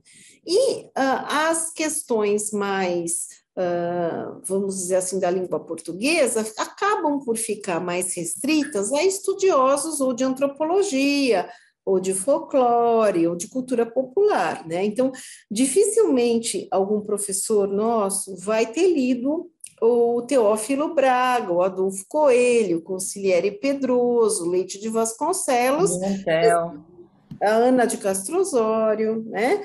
O Silvio Romero aqui no Brasil, o General Couto de Magalhães, né? Então, assim, outros coletores maravilhosos, sei lá, Luiz da Câmara Cascudo ainda mais lido, porque uma profusão bastante grande, ainda bem, de publicações. Mas coletâneas muito boas, né? Fidelino de Figueiredo, não, desculpe. Figueiredo Pimentel, que fez para crianças, Silvio Romero, que fez recolhas importantes, né? Não, a gente lê menos do que a gente lê aquilo que vem. Então, assim, tem uma tendência europeizante da gente olhar para uma Europa que é uma Europa do prestígio, né? Mais do que olhar para os países de língua portuguesa. Então, é bem mais possível que a gente compre e que editorialmente a gente compre mais também.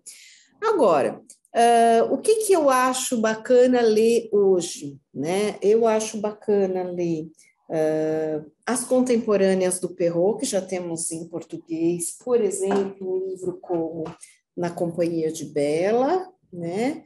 Contos de fadas por autoras dos séculos XVII e XVIII francês, né? É um livro com traduções desses contos, que vão trazer surpresas, né? Eu acho importante ler os outros contos da autora da Bela e a Fera, né?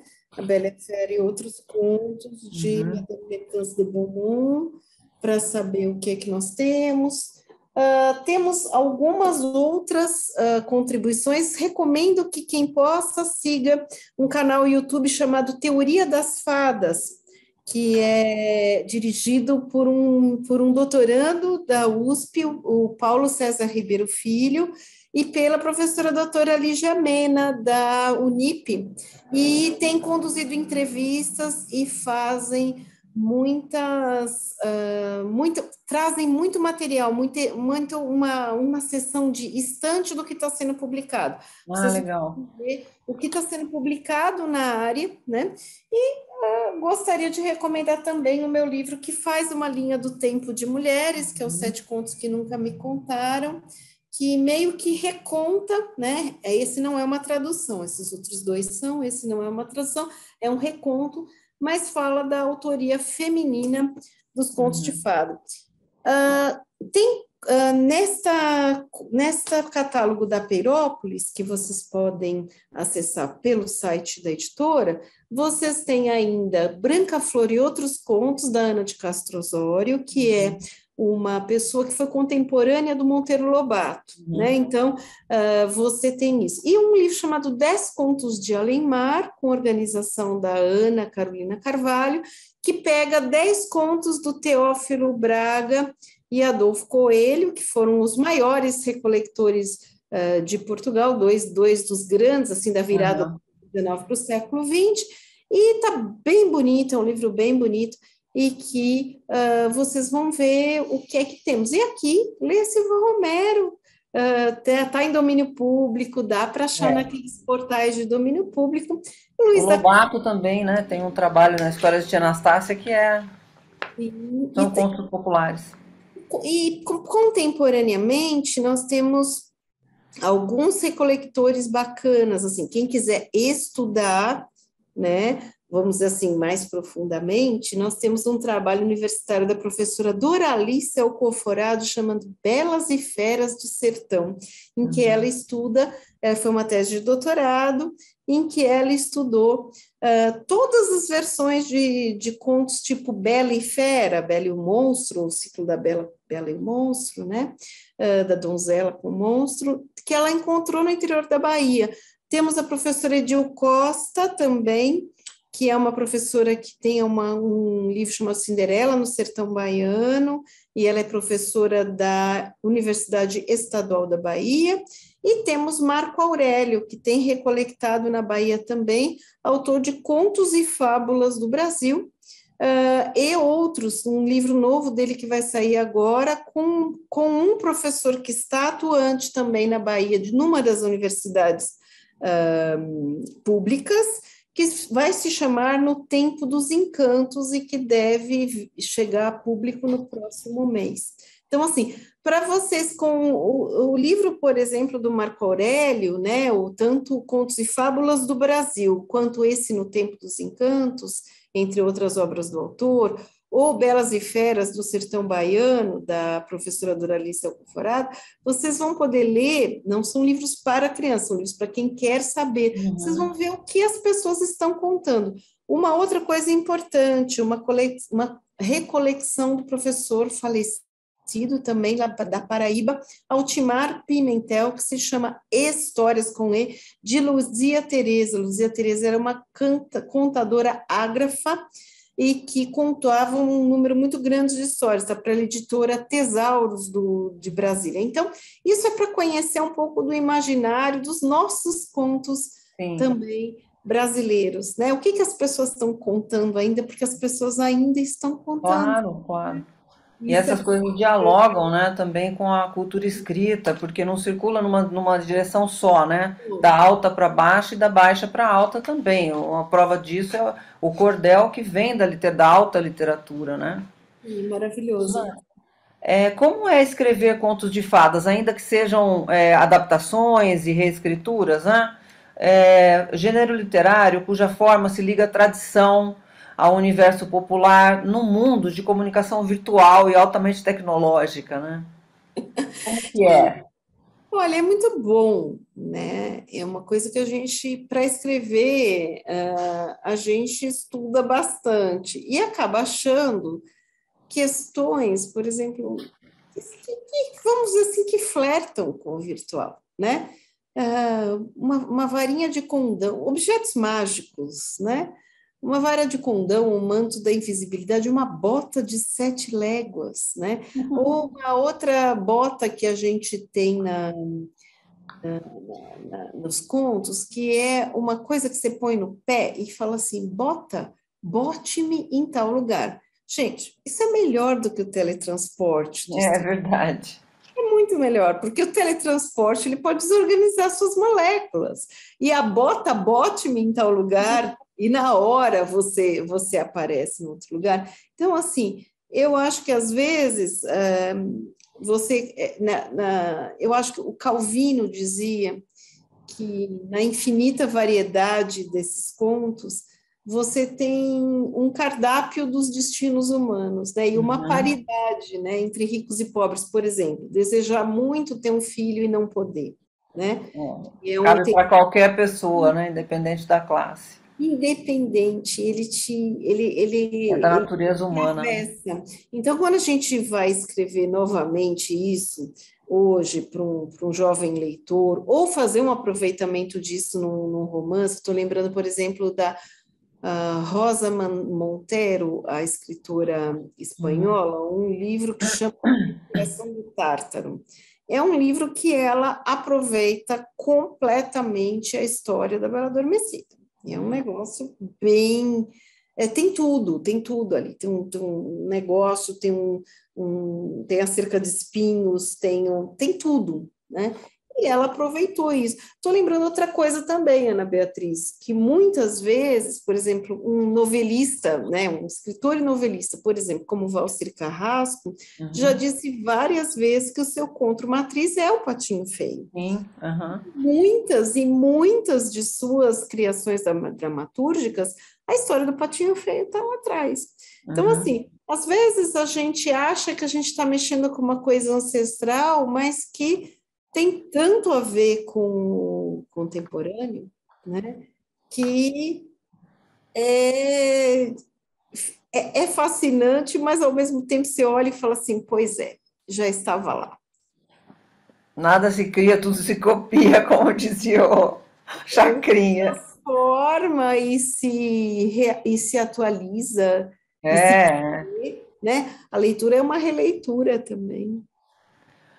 Suzana, os contos populares, ou contos da tradição oral, ou contos de fadas, né? Nomenclatura que guarda diferenças entre si, mas que para o público leigo é compreendida e utilizada como sinônimos muitas vezes, né? Claro que a gente sabe que existem diferenças e a escolha não é anódina, por que um escolheu uma coisa ou outra e tal. Ela sempre foi transmitida, sobretudo por mulheres, né? Contar histórias é um ato familiar ao universo feminino e que depois migra para a escola. O seu último projeto, Os Sete Contos que Nunca Me Contaram, destaca essa autoria feminina. Há uma relação entre desvalorização da criança, da literatura para crianças e também das mulheres, um apagamento de suas iniciativas e que vem de longe, como nos revelam livros clássicos sobre o tema, como O Martelo das Feiticeiras, né, que é um manual de dois inquisidores alemães e que foi organizado pela, acho que tem um prefácio da Rose Murari, né? Por exemplo, onde se situa o elo que permite essa atitude por parte de boa parte da sociedade? Quer dizer, como que uma coisa leva a outra e vice-versa? É uma boa questão, né? Lá no século, quando Platão escreveu Górgias, tem uma hora em que ele vai falar com o Górgias, ele fala assim, tem uma fila ali, né, de gente ali no porto, e ele fala que as mulheres vão distrair os jovens que vão ser mandados lá para a ilha para serem sacrificados para o Minotauro. Acho que quase todos aqui têm um pouquinho de familiaridade com isso. E aí, como é que o Platão está conversando, né? Tá aquela conversa ali, né? Dos personagens, ele vai dizer assim: são mitos graós, né? São histórias de velhas, né? Então, a história que as mulheres contam, mas uma coisa desvalorizada, né? Se eu for pensar no Asno de Ouro, do Apuleio, onde aparece pela primeira vez a história da Eros e Psique, né? Que é um conto de Bela e Monstro também, né? Como é que essa história aparece, né? Ela aparece encaixada ali e é uma moça que ela foi sequestrada, quase o sequestro do Pix, e ela está num cativeiro em que ela está com uma mulher que é uma velha, que está tomando conta desse cativeiro. Gente, o que vocês acham de alguém que está tomando conta de um cativeiro, né? Vamos combinar que não é uma função nada nobre. E essa pessoa fica com pena, esta velha fica com pena desta mocinha, que inclusive ia casar e foi sequestrado bem quando ia casar, um drama assim, bem dramalhão. E ela fala assim, vou te contar uma história para você ficar um pouco mais contente. E ela conta a história de Eros e Psique, ou Eros e Psique, né? Então, é muito comum, quando a gente pensa no Perrault também, histórias dos tempos passados ou contos da Mamãe Gansa, né? Como é que isso foi parar assim? Porque tinha uma ilustração que era uma senhora, bem senhora, na beira do lado de uma lareira. Vocês vão encontrar isso com facilidade na internet. Está na minha dissertação. Tá, e aí tá assim, E ela tá como tem uma coisinha assim, um quadrinho na parede, né, Ana Beatriz? É, Contos da Mamãe Gansa, né? é, Então, assim, a Mamãe Gansa tá ela lá, gente, na cozinha. Veja só. Então, assim, as pessoas se acostumaram a dizer que essas histórias, né, os contos de fadas, eram coisas das pessoas incultas, das pessoas. E aí já tem até um etarismo aí, né? As velhas, né? História de é, velha, né? misógino pra caramba, né? É, a outra, então, que estava tomando conta do cativeiro, gente, pelo amor de Deus, né? Vamos combinar, tomar conta de cativeiro, tenha paciência, que coisa mais indigna, né? E o que acabou acontecendo? Esse rótulo colou, né? Na coisa. Então, assim, é uma coisa sem importância. Aí conduz um pouco ao começo da nossa conversa, né? As coisas contadas para distrair crianças, para distrair jovenzinhos que vão ser enviados para o Minotauro, para distrair a coitadinha lá que foi sequestrada por sequestro do Pix, né? Dar uma aliviada lá naquela situação dela que está no cativeiro, né? Então, assim, você não relaciona esse tipo de história a uma coisa nobre, bacana, engrandecedora. Então, vamos dizer assim que a ideia de um conto de fadas é uma historinha para boi dormir, uma historinha para te deixar felizinho, né? Então, por isso, ela não é identificada como a alta literatura, né? Contar uma coisa para nobres, num ambiente nobre. Então, eu tenho várias classificações aí, né? Então, o que a gente acabou incorporando foi uma coisa chamada conto de fadas literário, porque tanto o senhor Perrault quanto as nossas Madame de Beaumont, as pessoas, elas escreveram esses contos a partir daquilo que elas ouviram das pessoas, de escuta, mas também a partir de livros, né? A gente não pode se enganar, as pessoas têm uma cultura de ouvir, às vezes elas ouvem a oralização de alguma coisa, elas ouvem alguém ler e aquilo dispara, como você às vezes está lá vendo a sua sériezinha coreana e está lá disparado a sua mente, eu quero escrever uma história assim, ou se fosse eu que estivesse escrevendo, isso aqui aconteceria assim. E é daí, né, que vem essa questão. Então, o conto de fadas literário, como diz o nosso teórico lá mais graduado sobre isso, o conto popular oral e o conto de fadas literários, eles são interdependentes. O literário não existe sem o oral. Mas o oral também não é aquela coisa de que a gente vai fazer uma ideia romântica de que a mamãe Gansa está lá na beiradinha da lareira, que nem na fotografia da tese da Ana Beatriz. Ela não fica ali estática, né? Com aquela existência estática. Não, ela também tem a sua deambulação, a sua cultura, talvez ela tenha livros em casa, talvez ela saiba ler, né? Talvez ela aprenda a ler, né? Talvez ela escute também alguém ler em voz alta. A gente tem, às vezes, isso, por exemplo, em algum conto da Madame de Beaumont, porque eu traduzi alguns, e a Cássia Leslie traduziu alguns, eu não sei qual de nós traduziu um conto, em que eu tinha duas pessoas que estudavam, a ela eram pagas aulas e a outra pessoa de orelhada aprendia aquilo. Gente, a situação foi vivida por muita gente que está nos ouvindo e que vai nos ouvir, né? Não sei quem tinha uma aula de dança, eu não tinha aula de dança, mas eu olhava lá os passinhos e reproduzia e de repente eu aprendia, né? Então tem essa questão do conto de fadas literário, da criação, né? E a gente vai ter um mês que vem, não vou perder por nada, uma grande criadora de contos de fadas Nossa, maravilhosa. mundiais, que é a Marina, né? É. Marina tem um arcabouço disso, quer dizer, uma vez eu fiz um levantamento, Ana Beatriz, porque eu estudei um pouco os contos da Marina. Metade das teses feitas sobre a obra da Marina é sobre os contos de fadas. Sim.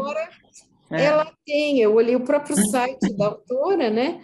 ela tem um levantamento bastante extenso e ela tem ela produz em muitos gêneros, ela faz uma excelente poesia, ela faz muito bem. Como poeta, ela é maravilhosa. E metade das teses, das dissertações e teses sobre a obra dela é sobre os contos de fadas. Então, aí tem um grão que... dela, né? É. Ô, Suzana, como é escrever para leitores de uma sociedade como a brasileira, que pouco lê, isso é verdade? E pouco escreve? Como incentivar a leitura num país em que se lê pouco, mas é um dos líderes em número de celular? O argumento do alto preço do livro é falso? Eu acho o seguinte, Ana, as pessoas não estão lendo o que você pode querer que elas leiam. Então. Você se aplica a mim também. As pessoas estão lendo sim, as pessoas estão lendo mais, as pessoas estão escrevendo mais.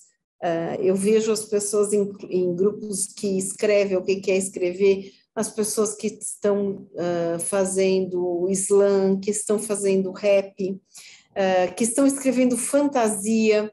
As pessoas muito jovens estão escrevendo livros, estão em clubes para escrever fantasia, para escrever em plataformas em que elas se leem e que elas escrevem a partir da sua experiência narrativa, muito influenciado por audiovisual, né? Então, assim, quando a gente diz assim, as pessoas não leem, talvez elas não leem aquilo que a gente considera que seja bom. E a gente considera que a gente gostaria, entendeu?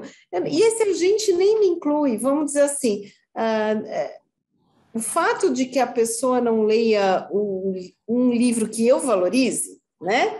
Ou que o sistema escolar valorize, não quer dizer que ela não está lendo, ela está lendo uma coisa que diz que é boa para que ela sente que é taekwondo. Então, vou dar alguns exemplos, né?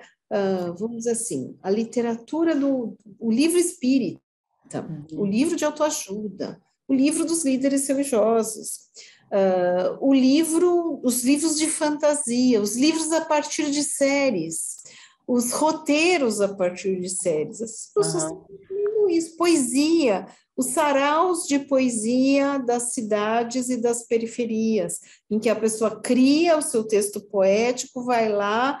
Eu estive em alguns desses saraus, a pessoa vai lá e fala, vem o fulano, lê aquele seu poema. Eu já também fui. Então, assim, muito bom. As pessoas estão lendo. Agora, é um desafio, e é uma coisa que me mobiliza bastante. A mim e as equipes que eu integro, às vezes eu olho, eu tenho questões, dilemas, né? Que livro fazer, né? Porque, assim, escrever é como a nossa atividade, nós aqui conversando, né? É uma atividade um pouco solitária, gente. Muito. Aulas, né? Nós estamos aqui, devemos ter vários professores na plateia. Dar aulas é um ofício muito solitário, porque você tem aquela luta, você não sabe se está surtindo efeito, né? Você não sabe se está sendo bom, você não sabe bem o resultado. Escrever é um pouco isso, é uma coisa meio no escuro, em que você não sabe, né? A gente tenta fazer o livro o melhor possível, a gente tenta... mas, assim, é uma coisa que você faz o melhor que dá, como equipe que faz o melhor que dá. Agora, se aquilo vai ter um significado para os outros, é só depois, esse espaço, assim, de tempo que demora, às vezes, entre você construir esse objeto, né? E você ter algum retorno do que a pessoa acha, ele às vezes é muito longo, é diferente de você vender um sanduíche e a pessoa já chega e fala, tá uma delícia. Que delícia, então tá ruim. Não tá ruim, demora bastante, então, mas a gente tenta acertar. Nós temos 5 minutos, eu gostaria que você respondesse, como que você entende uma afirmação que é meio popular até, né?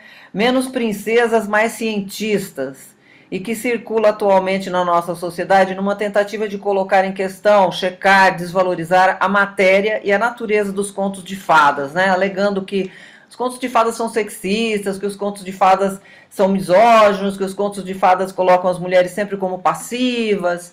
Você precisa ler mais contos de fadas, se você está pensando isso. Eu Eu acho. não, né? Porque eu Não, não não, concordo quem absolutamente. está pensando isso precisa ler mais conto de fadas, precisa É, mais, precisa. E é o seguinte, também quero cientista, por que não? Eu quero a princesa, eu uma quero coisa não elimina a outra, né? a engenheira civil, uma coisa não elimina a outra. Mas assim, tem uma coisa que é culpar, de tempos em tempos, gente, tem gente culpando, tem algumas coisinhas que são culpadas. O único gênero que escapou disso foram as histórias em quadrinhos, que foram muito malhadas em décadas como 50, 60, 70. Meu Deus, se a criança lê gibi, ela não vai se querer ler o A Machado de Assis. decadência da literatura, né? Coisa horrível. E eu não sei como as histórias em quadrinhos venceram e meio que saíram dessa discussão. E as Nossa, coitadas, virou cult, né? Tem é, muitos cult, né? O Corto Maltese. sim, agora os contos de fada continuam, e os pobres dos games também, né? Sempre assim, ah, não, aquela criança jogando aquele game violento vai se tornar um adolescente violento, vai sair Problema. socando as pessoas porque ele joga um videogame. Então, tem algumas coisas, né? Os contos de fada também, de tempos em tempos, coitados, eles recebem, os contos de fada podiam dar as mãos para os videogames e realmente chorar no cantinho, porque de vez em quando vem a onda, e a culpa disso é o conto de fadas, porque o conto de fadas acostuma as pessoas a serem passivas, né? E por favor, não culpem João e o pé de feijão, porque tem gente que compra feijão na pandemia para ver que o feijão é mágico. Não é culpa do João e o pé de feijão, certo? Não culpe os contos de fadas, por favor. Suzana, chegamos ao fim do nosso tempo, temos que fechar aqui o nosso programa. Muitíssimo obrigada por ter aceito o convite e pelo belo trabalho que você desenvolve na área de literatura infantil também, né? E a gente ganha muito na literatura com isso. Muito obrigada, viu? Obrigada pelo convite, Boa sorte aí obrigada a nos seus próximos todos. projetos. E vamos, eu estarei na plateia do nosso próximo encontro, Com certeza. no dia 28 do mês que vem com a Marina. Vou estar na plateia com vocês, curtindo muito. Muito obrigada a todos e uma boa noite. Obrigada, Suzana. Um grande abraço. Muito obrigada, Suzana. Obrigada, Ana. Obrigada a todos e todas que estiveram presentes.